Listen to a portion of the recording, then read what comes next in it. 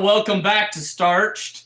We have a great guest, a very special guest. Not only is he a bull rider, but all around cowboy. The Frost last name, famous last name, Josh Frost is joining us today on Starched. Josh, thanks for being on, man. We really appreciate it.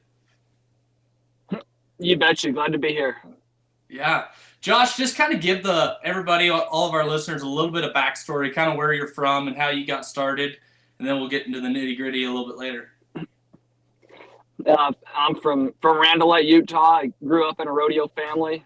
My dad rode bulls and rodeoed, competed in all the events in college. And so as a kid growing up, I wanted to be a bull rider because that was what my dad did. And, we were cowboys, though. We roped calves, steer wrestled, team roped, rode some bucking horses, and just, I guess I'd say grew up in the industry, competed in all the events, and went to junior rodeos, youth rodeos, and just worked our way up. So, yeah, it's really cool to see you out there because there are not a lot of guys that work both ends of the arena, work the timed event and the rough stock side. So talk about that. How tough is that to go to a rodeo? You got a calf rope and you got to ride a bull. It's honestly a lot of fun. In the beginning, it was harder when I started just riding bulls because, as a kid growing up, I always competed in everything. And when I started, doing bull riding kind of took off. And, then first year on my permit, when I'd show up at a rodeo and was just in the bull riding, it was almost harder for me because I had all that downtime on my hands. It was easy to start wanting to overthink it. Yeah. When you do enter, the timed event side, is there certain rodeos where you kind of choose, or do you just randomly feel like, oh, you know what, I'm gonna bulldog today too, so I'm gonna enter that? I usually kind of try to time them to make sure I have some horses there. I have some of my own horses I usually like to ride, and so I've made the circuit finals in the calf roping a couple times, so I always try to take off and get some money one in the circuit finals to get some money one in the circuit to give myself a chance. But that I'm have a little more success in the calf roping than the steer wrestling. So the steer wrestling, I tend to enter the ones that I guess are close to the house that I know I can get a good horse there for. And then towards the end of the season, if I haven't got my 1,000 one yet, I'll start trying to find the ones that only got a couple guys entered. You mentioned the 1,000, and that's the magic number. And so you are last year's Linderman Award winner. Kind of explain to the people what the Linderman Award is, all it explains and that kind of stuff. Linderman Award, it's probably one of the most prestigious awards in the PRCA. It's named after Bill Linderman. He's a great all-around cowboy, competed on both sides of the arena. And to be eligible for the award, you got to win 1,000 in 3 events, but 2 of them have to be at the opposite end of the arena. So for me, I ride bulls, rope calves, steer wrestle, but you could ride broncs and barebacks and team rope. You just have to find your 3 events, opposite ends of the arena, and get 1,000 on all 3. And then once you're qualified, it just goes to total money won out of everything. So last year, was it kind of a thing where you're like, you maybe had $800 one, you're like, oh, I got to enter the steer wrestling here? Or was it kind of like, oh, whatever, I just entered it, and I forgot I didn't even qualify for that? No, I'm very aware of my amount of money, and I'd probably entered I always enter in May and June because that's when, like I said, all the circuit rodeos are close to home, and I know there's kind of some smaller ones I can get to, but it seems like this year we ran fresh steers everywhere, which don't necessarily fit my body build the best. I kind of got my butt kicked at a few of them, and I think I'd won. I don't think I got any money won this year there in May and June, and so I ended up entering Linden, Washington, and I think I won $600 up there. So then I was still short, and then I'd seen they didn't have very many entries in Norco, California, so I re-entered Norco and flew down to Norco, California, and I think I won like 600 down there, so that got me over the 1,000. So. Oh my, geez. So is there times where it's like, okay, I'm entering in the bull riding, and then because entering multiple events, they're not all going to line up on the same day or the same time or anything like that. Is there times where you're like, oh, I can only do the bull riding here, I got to go here and just do the bull riding? Or does it just kind of work out in your way? No, it'd be too easy if the PRCA put us up the same day in all the events. So I I've kind of learned how to, like I said, I've tried the cross event. You know, you can buddy the events, but they still will split you up. And so I tend to, the bull riding is obviously the number one priority, trying to win a gold buckle there. And so a lot of the times I'll enter the calf roping for the day I can go or replace, or same with the steer wrestling. And there's times I get drawn out of them and don't get to go. But where the goal is only win 1,000 in those events, most of the time I can kind of pick and choose when I get up, and it's not the end of the world if I don't get to go. So yeah, folks, if you can't, I know some of you are just going to listen to this, but right now Josh Frost is out front of his hotel in his car. Where are you at right now? San Angelo, Texas. You're in San Angelo. When you're up is the next round tonight or is it tomorrow night? Yeah, the finals is tonight. Finals is tonight. So how many guys are up with you? 12. 12 of you. Josh Frost is going to be the champ, and this is going to come out when he's the champ. And we're going to say we called it right now. Perfect. Do you just travel by yourself, or? Yeah, in the winter I have been. I was going with one of my good buddies, Dallin Duncan, during Fort Worth and San Antone, but he kind of had some problems with his hip, so he went home. And the winter rodeos, it's kind of hard because you honestly almost don't want to be up with your traveling partner, because most of these were competing only against 10 guys, so you're almost better to just be split up. And so I've just been going by myself all winter, and I've been going to some of the PBRs too, so my schedule has been a lot different than all the other guys. And I will say I'm excited for when June comes around to hop. I'm planning on going with Sage Kimsey again, and so it'll be fun to hop in the rig with another guy and go burn it down. So speaking of PBR, so I was always curious, is your mindset any different when it's you're at a PBR event than a PRCA? Not really. No. You know, the bull riding's cool because all we got to do is, for me, it's about riding the bulls, whether it's 50, whether I got a chance at 50,000 or 1,000. What makes me excited is, drawing a good bull and going and making the best ride I can. And I found when I keep that mindset, whether I'm at the NFR, PBR finals, the $1,000 added rodeo down the road, it helps me have success. Yeah. Are you on any of the teams for the PBR? I'm not yet. Contemplating. That's kind of one of the decisions I've been trying to make, is whether I'm going to put in for the draft this year or not. I'm leaning towards doing it. I think it looked pretty cool, and I think it's a good opportunity. So we're considering heavily to do it. Yeah, I heard some of the cowboys say they like it. It's kind of fun. It's different. Yep. So. Yeah, the whole concept of it is really cool, but yeah, there's not many guys that get to go to the NFR and the PBR World Finals. I mean, there's not very many guys that have qualified like that. Guys like, JB Mooney, just to name a couple. But what's the mindset there? I mean, is it like, hey, I'm more focused towards the PRCA, or is it like, hey, I'm more focused with PBR? What's the ultimate prize for you? Would you have a PRCA gold buckle or PBR gold buckle? We're gonna get political on you. I'm going to get both of them. But, there it is. Like I said, it's the PBR makes it hard, because when once you kind of go over there and decide to go to their big events, you pretty much got to be committed to them. They don't let you, let's go to the PBR, let's go to the UTB this weekend, let's go to Houston short round this weekend. Yeah. And so I've been, second twice in the PRCA, and so that's the goal, is to get going hard to get that buckle there, and then I want to go over and get one in the PBR. But it was when they added the team deal and they moved the PBR finals to May, it made it to where there's really not much going on in those 2 weeks of May. So I was like, man, it's a good opportunity to go get on some really good bulls and have a chance of making some good money. And so you kind of got to balance it, and they take the way they do it. They have their velocity tour, which is their lower level tour, and they take the top 3 guys in the velocity standings to the PBR finals. And so I've been able to plug in those velocities on the weekends. I didn't have a big rodeo, and I made the PBR finals that way last year, and then that's kind of the plan this year. So Gotcha.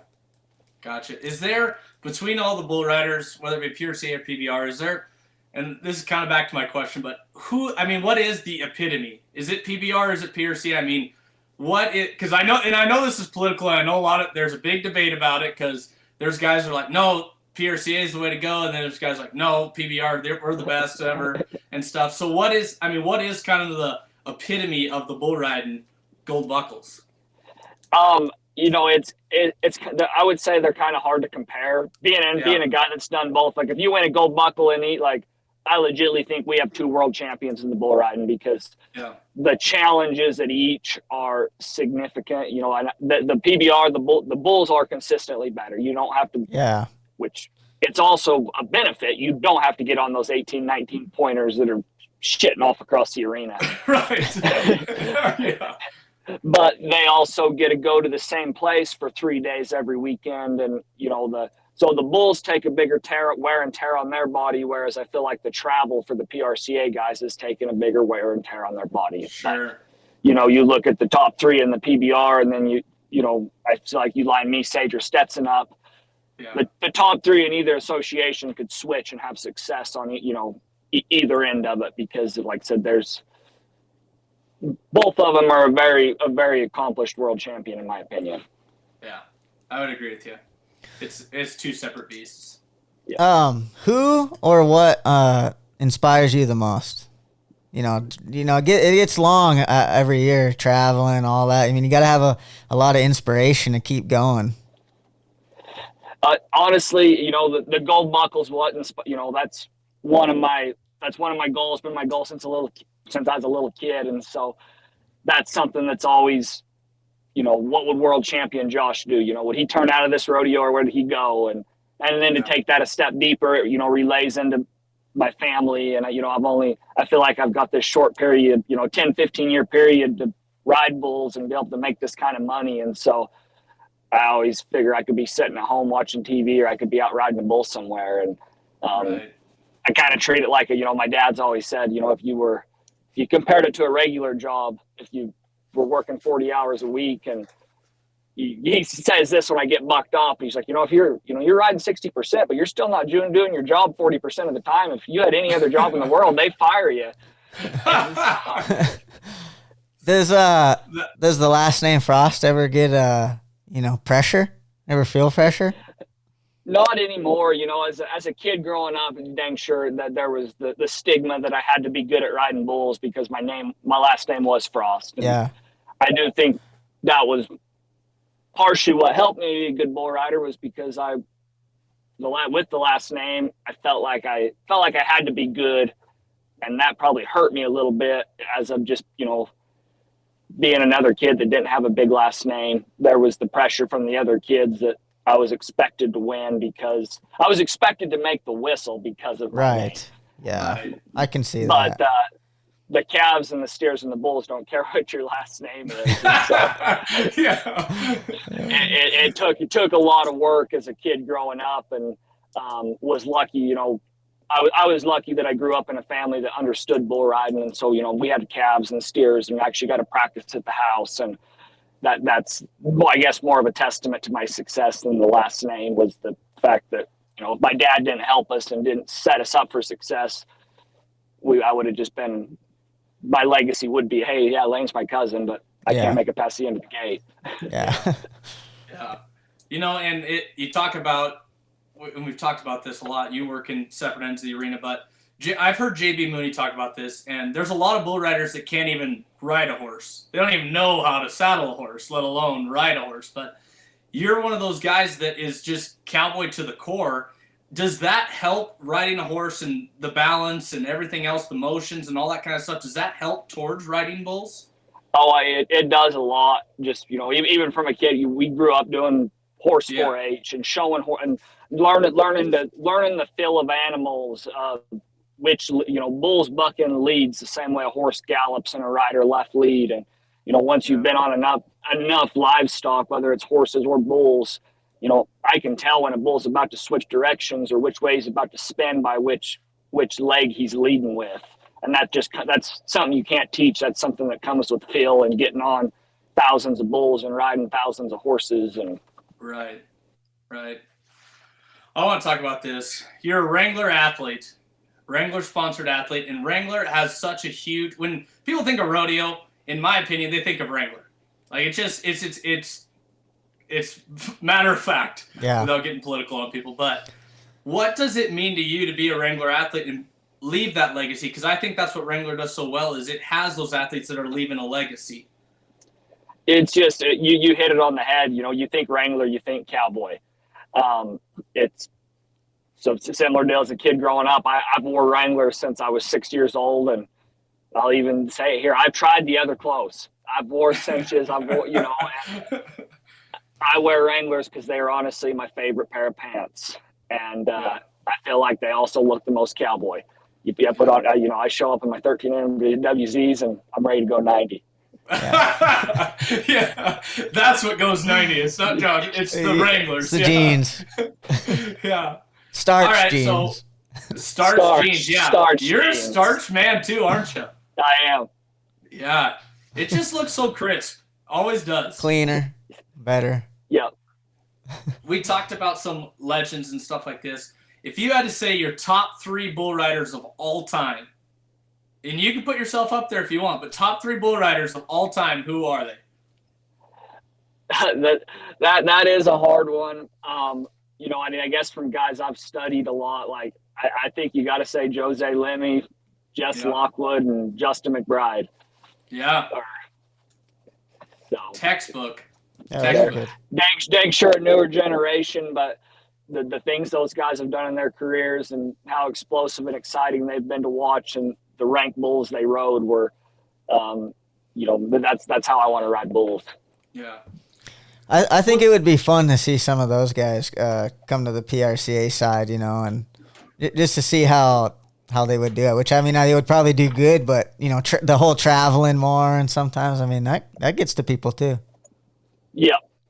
Yeah, So, that's the hardest part. I think that when I'm going to the PBR and talking to some of the guys, that's what they're like. We don't know how you do it, how you go to that, travel. I went to a couple of UTBs this weekend, the last 2-3 weekends, and I was in Austin, flew to Albuquerque, flew to Austin, flew back to Albuquerque, and that's the part they're like, yeah, that don't sound like any fun. And I'm like, yeah, that actually is. It makes it a lot harder. Yeah. Do you hate the travel, or are you sick and tired of the travel, or are you like, hey, it's just part of it and it's the way it is? It's fun. It's getting to see all the cool places, and I guess it's part of what it's part of the challenge, but it's also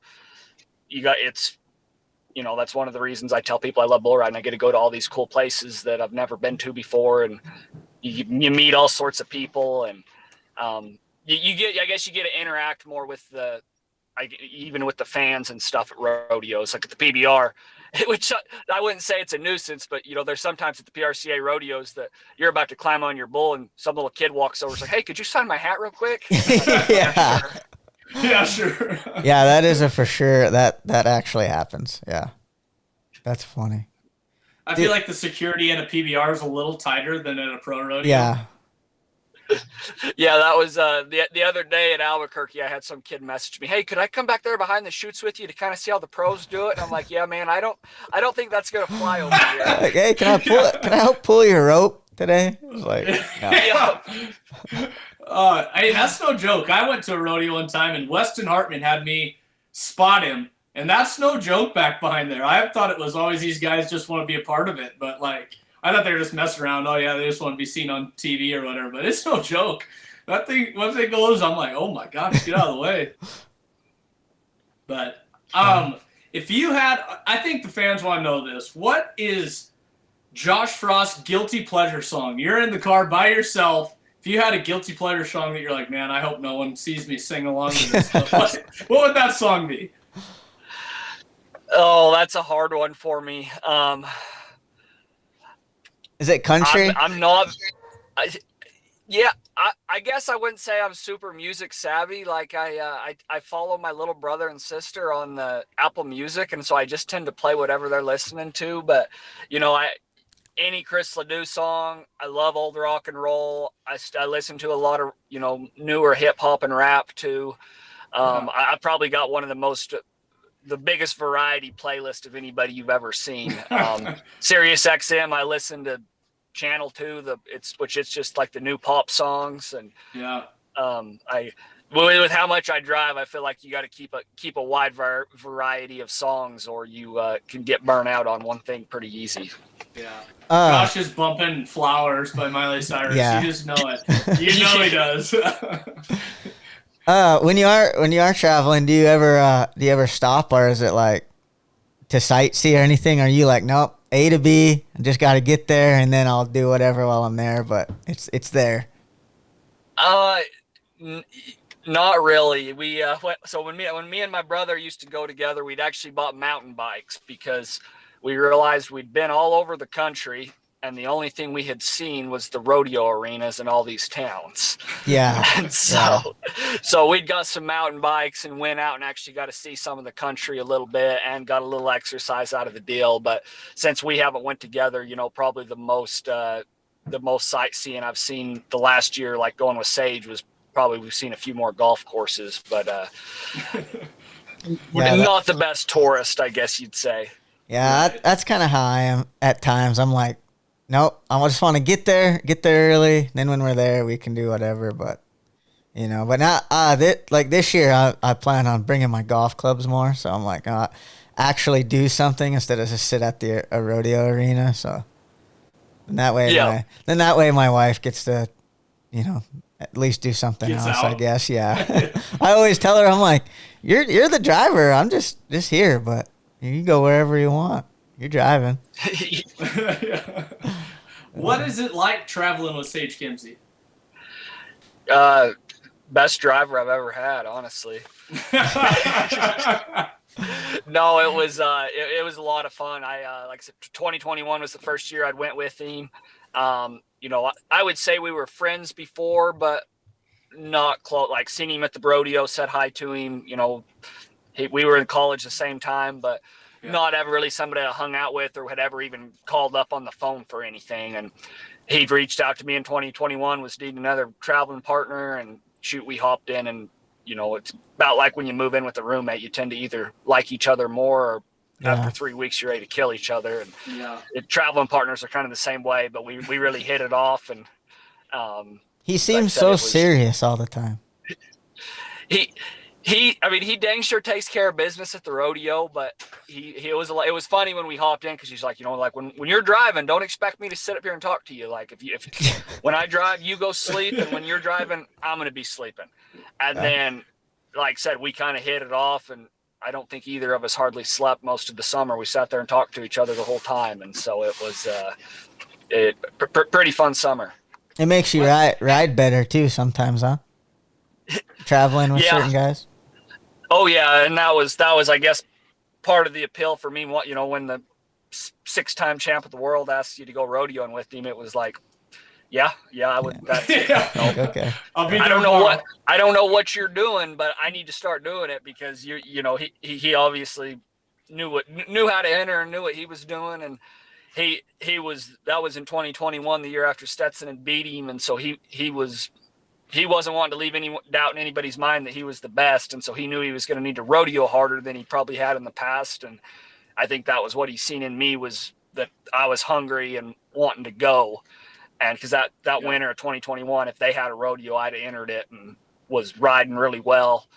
And we hopped in. There was 1 or 2 instances in the sun. We were at Cheyenne, and he was going to turn out of Preston and Rock Springs and just stay in Cheyenne. I'm like, well, screw it, man, I'm going. Then he kind of gets a funny look on his face. He's like, well, hell, if you're going, I'm going too. Which I kind of laughed, because I was, my goal was to win the gold buckle too. And then I'm like, I think I ended up bucking off at both those rodeos, and he ended up staying on. I'm like, I'm trying to beat you. Now I'm just taking you with you. Win more money, but. No kidding. I mean, you see that all the time in PRCA. I mean, like Casey Field, Tilden Hooper, and then you even look at like Sage Newman and all that traveling van. I mean, the guys that are winning, it's the travel partners, especially rough stock. It seems like they're once someone gets hot, it seems like everybody gets hot, and that's how. I mean, what's kind of the vibe there? I mean, why is it? It's not a whole lot of guys traveling by themselves or with some guys that aren't doing very well. I mean, why is it that you travel well and you ride well at the rodeos? I think you just you're borderline a team. Like, obviously, I want to win first. I want Sage to win second. He thinks the same thing.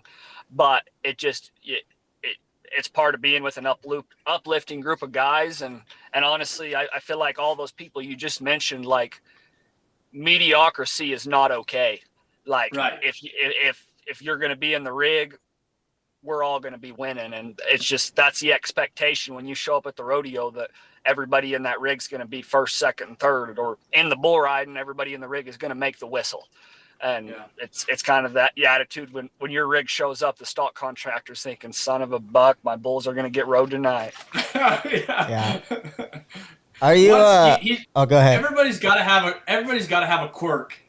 Like, spending that much time, what's a Sage Kimsey quirk that he has that you're like, oh, this is weird, people got to know about this? I would say his snacking. And he sleeps with his, like, he keeps a little bag of Cheez-Its in the bed by his pillow. I'm not saying there's crumbs all over his bed, but, like, I've never seen somebody that just, and, like, he eats relatively healthy and is in great shape, but, like, there's either Cheez-Its or Dots, and he keeps the little bag back there in his bed. And I don't know if at 2 a.m. he's back there snacking on it or what he's doing, but I always got a kick out of that about him. Oh, that's awesome. I think there's a mouse in there. I think there's a mouse in there, just him eating Cheez-Its. That's funny. I was gonna ask. So, are you a type of guy that has like a 10-second memory? Or are you after each bull ride, you go and nitpick your video and you look it over and over and over again? Yeah, I was supposed to have a 10-second memory, but dang sure days I don't.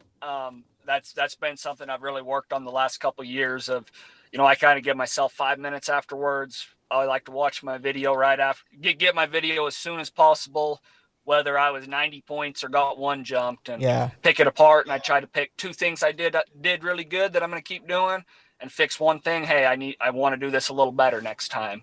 And then, it's gone. By the time my bag's packed up and we're on to the next one tomorrow. And I feel like that's a good habit to have that everybody needs to do, because when you go to bed pissed off or too excited, it don't carry over well in the next day. Yeah, you're just getting a bigger rut than what you were in, probably. Yeah. What bull you got tonight? Got a pretty good one. One of Billy Jones's, they call him Oklahoma Smoke Show. Kind of a newer bull but he's been bucked everybody off this winter and looks really good though. I'm pretty excited about it.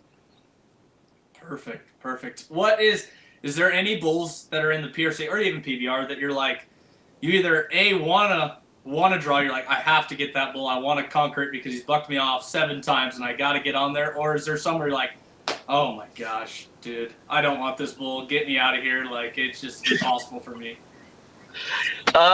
I try to keep a pretty mellow attitude on the bulls, because as soon as you get the bull that you really hate, that's the one you're going to draw. I will say, I'm only saying this because I know I can ride the stupid little bugger, but Sammy Andrews has a bull called Velocity that has bucked me off 3 times, He was the one I got on, same thing. Like, of all the bulls in the world, like, he's really the only one that just kind of makes my skin crawl when I think about him. And sure enough, second round of the NFR, we got the eliminators out. Who's got Velocity? Josh Frost. And he has just wrung me out all 3 times, and I had him stuck. I mean, and in 7.5 seconds, he does this stupid move that, like, I hit the ground and I was still in bull riding position. Like, I had never, first time in my life, I felt like I was doing everything I wanted to do and needed to do to ride the bull, and he literally somehow jumped out from underneath me. And so that would be my one that I'd be okay if I never seen my name next to again. And then said there's the list of bulls I want to get on is huge. I can't really they just sold Smokes, the bull of the year. They just sold him to the PBR this year. Butler's did. But I guess I'm lucky because going to both of them, I get going to get the chances to get on him. I've road riding solo once, and he bucked me. I picked him in the draft the other day at Albuquerque, and he bucked me off. And so I would really, really be excited for another rematch with him. Yeah. I want to talk about the bullfighters, because we always hear bullfighters talking about bull riders, and they're always like, oh, those stupid guys, they got to get out of the way. They're going this way, they're going that way. But I want to talk to bull riders about bullfighters. what? I mean, are there some guys where you're like, oh, I better get down and get out of the way because this guy is going to be a wreck if I get down. He tries to get in between us. Are there some of those bullfighters? It's dang sure one that when you show up at a rodeo and you see Dusty Tuckness, Cody Webster, but I mean, there's a list of 10 guys that I would get on a mountain lion if they were in the arena. Yeah. But then there's dang sure some guys that it's like, all right, like this is going to be like getting on at the practice pen without bullfighters, or with the dog that might pull the bull on top of me. Yeah. It's something like we're very aware of, and like it said, I mean, it's no different than the bull. You know, there's the best bull riders in the world, and then there's some of them that don't ride very good, and that's kind of, you know, in the PRCA, there's a, you know, and those guys are still, I would like to think, are getting better. Yeah. I feel like you see it more with some of the older guys that have been fighting for a long time, and I think they maybe get a little complacent in their skills, and you know, they're not bad enough that I would say they're actually getting people killed off, but dang sure, you know, they're not to the level of, you know, Tuck and Webb and Nathan Harp and some of them guys. Like, the bull's not going to touch me even if I laid there and took a nap. Whereas some of the others, I'm going to hit the ground running, and I better be running faster because I better just be able to run faster than the bullfighter because he might be running too. So. Yeah. What about I want to talk about this, the clock in the PBR. Do you think they should try to do that in the PRCA? I mean, it's hard. I do agree with, I like the clock. Just, I don't think the clock matters, I guess. I mean, you see it in the PBR, like there's a few guys that now just make fun of the clock, and it's like, put me on the clock and I'm just going to wait till 2 seconds to nod my head. Right. But it's hard. I feel like the judges there are a few instances where guys have the stigma that they take a long time, and I think they're a little harsher on them of throwing them on the clock. But what's hard about the PRCA is the number of judges we have. I don't know, and I've noticed it as I've gotten better at riding bulls. And even like, in my opinion, the judges shouldn't be telling us when to nod, but younger guys that come around, sometimes the judges get caught up in the production of the rodeo, and I feel like they bully some of the younger guys and hassle them in the chute and cause them to nod in bad, which, I mean, it's the cowboy way, but it's not either. Like, that was one of the things I learned from Sage is it's not our job to take the bull bad. You take a bull lean and you take a bull squatting, it increases the chance of getting a bad go, of getting fouled, of getting posted, or getting hurt. And so I'm a big advocate of making sure the bull is standing good and getting everything right. And now that I'm riding better, I can mess with the bull in the chute. Sage can mess with the bull in the chute and make sure he's standing perfect. And we wouldn't get put on the clock. Whereas you do see some guys that the judge is hassling them to nod their head because they don't know the kid, they don't know the guy. And maybe he did just miss he might have missed his chance to nod. And I do think that's something that guys need to be better about. Is I am very particular about how I want a bull to stand, but when he hits that spot, I'm nodding my head. And what you see a lot is the bull will stand, and then the guy tries to readjust his body position. And then by the time he's ready to nod, the bull's leaning again. Yeah. I seen actually I think it was the last week's of PBR. I saw a guy should have probably nodded. Then they went on the clock, and then as soon as they hit the clock, then the bull laid completely down. And then it was like, well, now he has zero chance even.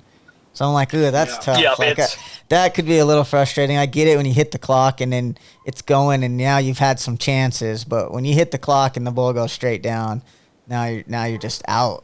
But that's tough. And it's hard. Like, that's when I said the reputation. Like, if you get a rep, and I would say in the PRCA too, like even some of the better guys, that if they get a reputation for being really long in the chute, they can get hassled. And that's what happens at the PBR is if you've had 5 or 6 instances where the judge knows you're going to take a long time, I've seen them hit the clock as soon as they get their wrap and slide up.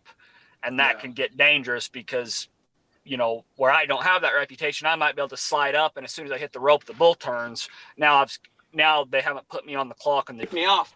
No, it just went, you were talking, then just went black and he was gone. I was like, Not a big deal. So, I want, because and maybe this is, I'm wrong about this, but I'm pretty sure I'm right. In PBR, you can hit a challenge button, correct? Correct. So is that, and that, I think we had Bo Cooper on our podcast a little bit ago and a couple weeks ago, and we were talking about the thing at Houston with the calf roping and all that stuff, and we need instant replay and all that stuff. What is your opinion on that? And does, at these bigger rodeos in the PRCA, because you can't do, I don't think you can, it's not feasible to do it at every single PRCA rodeo in the entire country. But at the bigger rodeos, the Houstons, the Fort Worth, San Angelo, Denver, all that kind of stuff, do you think that they should have a replay and you could be able to hit a challenge button and, yeah, it might fine you if you're wrong, but hey, if I'm right, I'm going to get this, I'm going to get that score, I'm going to get another run, whatever it might be. Yeah, I feel very strongly on this. I mean, to put it nicely, like I feel like it's just complete laziness and ignorance that the PRCA won't do something about it. Like and just start, like something would be better than nothing. Like you just got to start somewhere. At Houston, they could use the giant ass screen in the middle of the arena as the replay. Yeah. Like the judge could have looked up 5 seconds after Bo's run and been like, son of a bitch, I've made a bad call right there. Yeah. Like it's that easy. And now with the Cowboy channel being everywhere, like, you know, I've heard the argument, oh, the views aren't great. Well, honestly, the only time we're ever really even pissed is if the view is good enough that we can see we didn't, you know, just like if you miss a horse out and the judge throws the flag, if there's not a Cowboy channel view of you perfectly, you know, I'm not going to challenge it. But if there's the actual view and I see it, the judge is going to be able to see it too. And it's like, and that's the thing too, they're like, oh, it's going to hold up production. You can't do it at the NFR. We're too worried about the production. It's like, it maybe is going to happen once or twice. Yeah. And once or twice a perf at the most.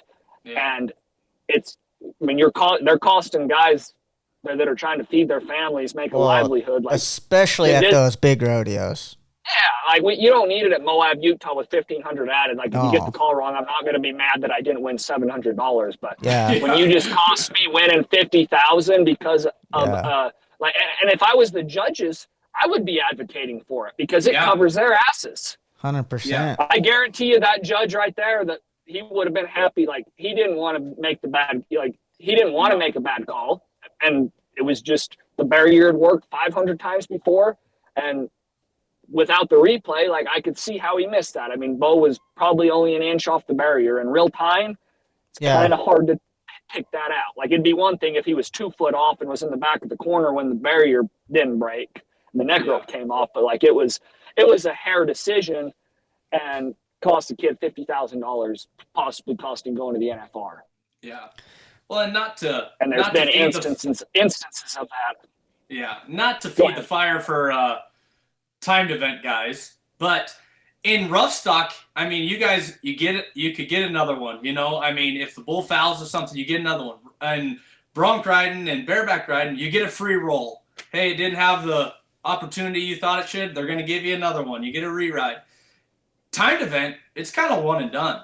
I mean, there are very, very, very few times where you're like, okay, yeah, we're going to give you a different calf or we're going to get you another steer. But like that's where I think it's huge for the timed event guys. And I know this is probably going to spark the fire in some timed event guys, and they're going to say stuff online. But I'm just saying it is a little unfair in that instance. And I know life's not fair, but that would, and like you said, it would save the judges so much. And those judges are so underpaid, and I would not want their job if you paid me $1,000 a day. No way I would want that job because they're always the bad guy every time. Yeah.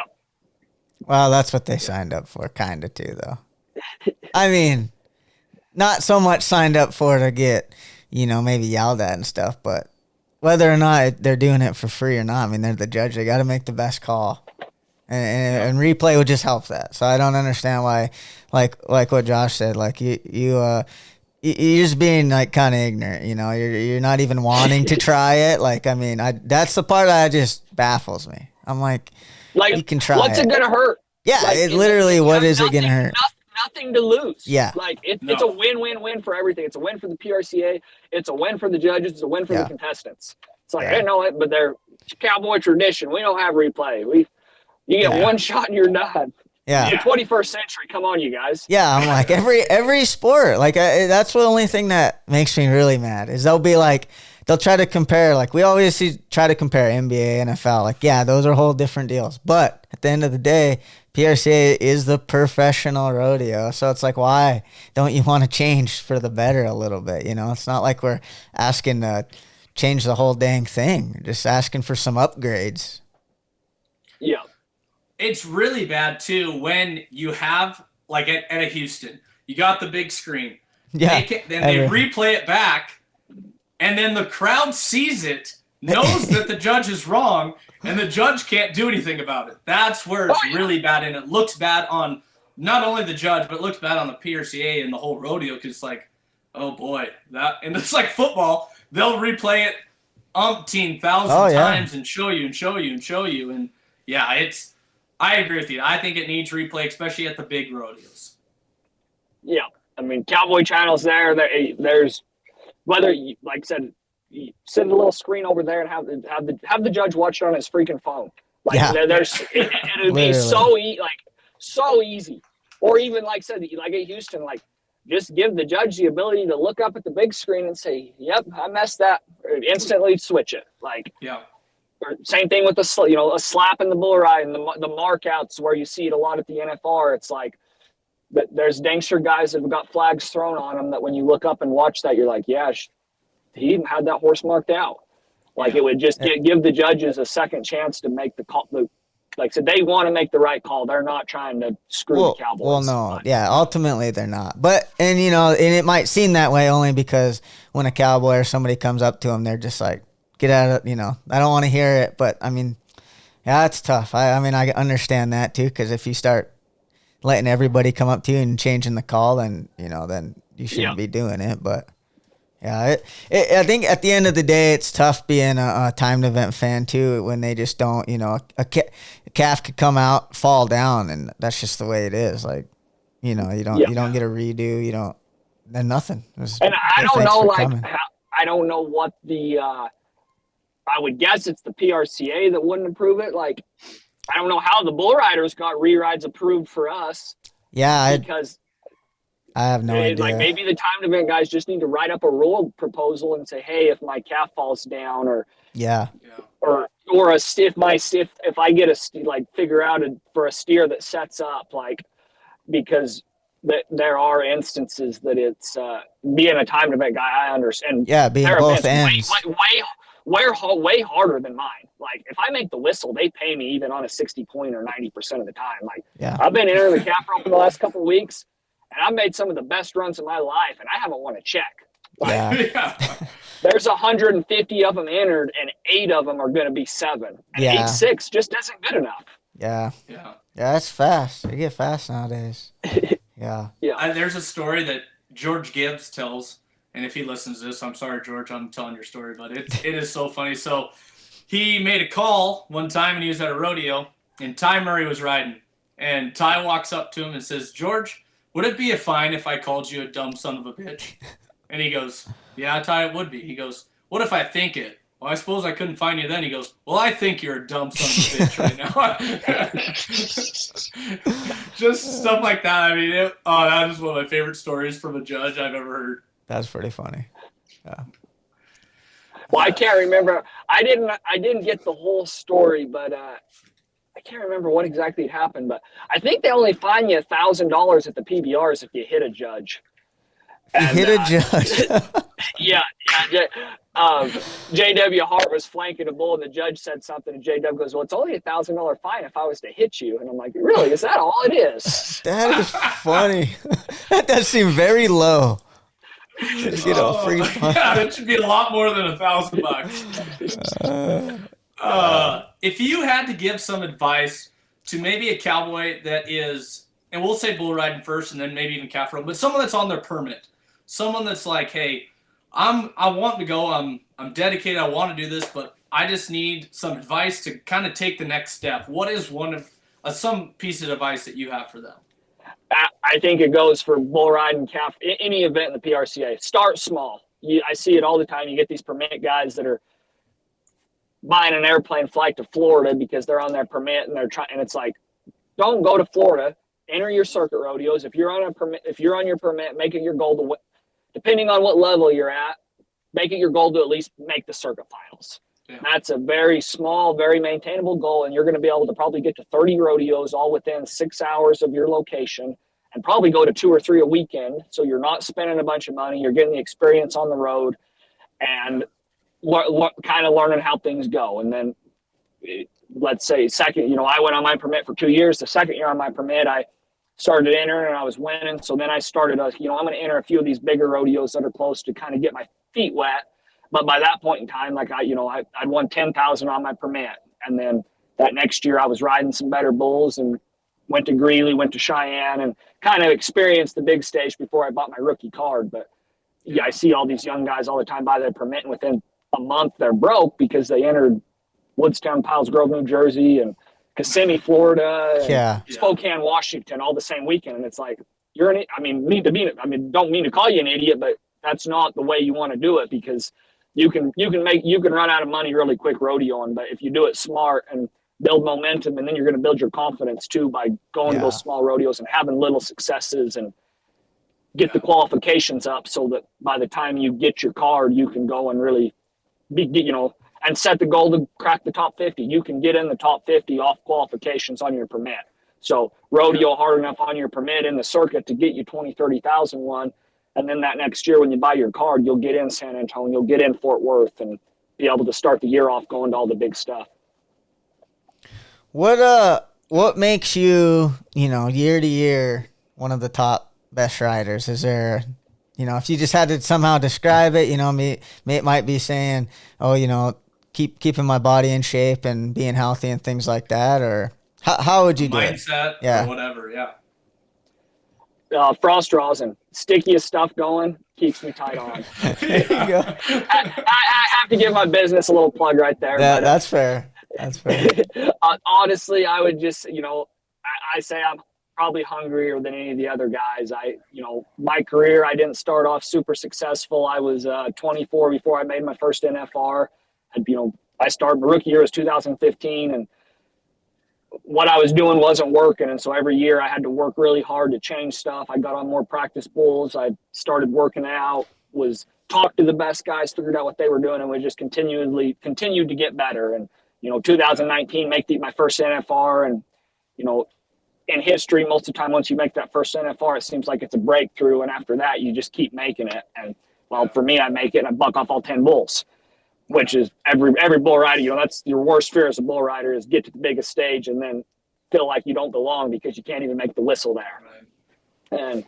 But that was the same thing. It really motivated me. And so I looked back and was like, how come it didn't work? What do I need to do different? And, come back in 2021, win the average, really gave me the confidence that, hey, this gold buckle is attainable. And, and just all the things I've done prior to the practice. I said I still, month of October, November, I'll get on 30 to 40 practice bulls. I'm in the gym. I started working with Champion Living 2 years ago. That I feel like they were all rodeo. All their trainers are rodeo athletes. They understand the sport very well. The wear and tear that being on the road takes on your body is something that I didn't know. I was working out before I worked out with them, but I was going in and running 3 miles on the treadmill and lifting weights, and it didn't have me feeling my best when I showed up to the rodeo, because I'd done, middle of July, and I'd been on 30 head of bulls in the last 30 days. The last thing I needed to do was go and lift weights. I needed to be doing some mobility stuff and staying loose and stretching, and like a different routine and things. Yeah. And so, but I guess, like I said, to answer the question, that's the thing that's kept me at the top and got me going to the top, is the ability to, you got to self-analyze and figure out, make your weaknesses your strengths, I guess, is the biggest thing I'd say. Is I had a lot of injuries when in my, the first couple of years rodeoing. And so I made staying healthy a priority. And I didn't ride rank bulls very good. So that was one of the reasons I started going to the PBRs, was the opportunity to get on ranker bulls. And the only way to ride buckers is get on buckers. And so the more of them I got on helped. And then I got some better practice. I used to get on only jump kickers, and I still get on a lot of jump kickers because I feel like that's the most basic way to practice. But now before the NFR, I make sure I get on 2 or 3 21-plus pointers before, just to speed everything up a little bit. And it's I continually changing every year. There's stuff that I'm doing different that I didn't do last year that's helped keep me at the top and gonna get me to the top and stay there. Yeah. Did you college rodeo, Josh? I did. You did. I have a question, and this is just pure curiosity. You see all like the pictures back from the 80s, 70s, 90s even, and there were a ton of college rodeo, rough stock riders. You look now, and they're like Montana State. I live here in Bozeman, Montana. Montana State University is going on right now, and there might be 3 bareback riders. There might be, Saddle Broncs a little more. Bull riding, there might be 5. What do you think has changed that? Why do you think there isn't as many rough stock riders in college, and would that be more beneficial for some guys instead of trying going pro or go to the PBR right away, going to college and trying to do that stuff? What's your opinion on that? It's one of the ones that it's hard. I'm a big advocate of college. I grew up in a family where my parents, neither of my parents went to college, but they pushed me to say, hey, you need to get your degree. You need to get your degree. And yeah, I do feel like getting a degree is maybe getting certain degrees are maybe outdated now, to where just because you go to college and get that degree doesn't mean you're going to get a job. But I also believe that if you don't want to go to college, don't go to college just to college rodeo. Because you see that a lot with guys that are like, oh, I'm only here to college rodeo, and then they don't stay eligible. And then on the other end of it, I feel like for younger guys that haven't had help, college is a great place to get experience, to have a coach and a mentor, to be getting on in a practice pen that's controlled. And because most colleges, like, the coaches take care of the kids. But the thing that's hard for those kids also is, at that point, they're probably not going to get a great scholarship because they need the help and maybe aren't as talented as somebody else. And so then that puts them paying out of pocket to have to pay for college to get that experience. And so, but it's one of those ones, if you do want a degree, and I said, I wanted to get my degree, and so rodeo paid for that. And I think it's something for younger kids growing up, like, have that plan. And even if you are talented and get the chance to go and get your degree, go and do it, because rodeo is a dangerous sport. And at any point in time, you could be wishing you went to college. Yeah. And I think you've seen, I guess you had talked about the numbers they used to have. I feel like you see less of it now because there's so much money out. Most of the talented rough stock guys, they're like, why do I even go to college? I can go make $100,000 right now riding bucking horses. Yeah, that'd be a tough decision, because if I was one of the better ones, I don't know if I'd go the college route either, unless I wanted to get my degree in something. But or I always think too, you can always get your degree at some point though. So and that's like where I was too. Like, my parents pushed me really hard to go. But I honestly do feel like I would have made the NFR sooner if I wouldn't have went to college and just focused on rodeo. Like, I had better practice bulls at my house, and wouldn't have been trying to go from rodeo to class. And I mean, literally the year I got done with college, the next year was the year I made the NFR. And so glad I did it. Might use my degree someday, but I'm also with Clay there on that. Like, there's people that go to college at 31 years old too. Yeah. So what is your degree in? Ag education. Oh yeah. All right. Education. This kind of feeds off of that. What would you be doing if you weren't riding bulls? Probably teaching school. I had a little stint already, and said I graduated in 2018, and I didn't make the NFR that year, didn't have a lot of money. And so that fall I was like, you know what, I'm going to go sub one day. Went and subbed one day in my hometown. It paid $70. I'm like, holy cow, that's worth it. So for all you substitutes out there, keep up the work. But and then the next day I got a call from the school I did my student teaching at, and their ag teacher got accused of pushing a kid.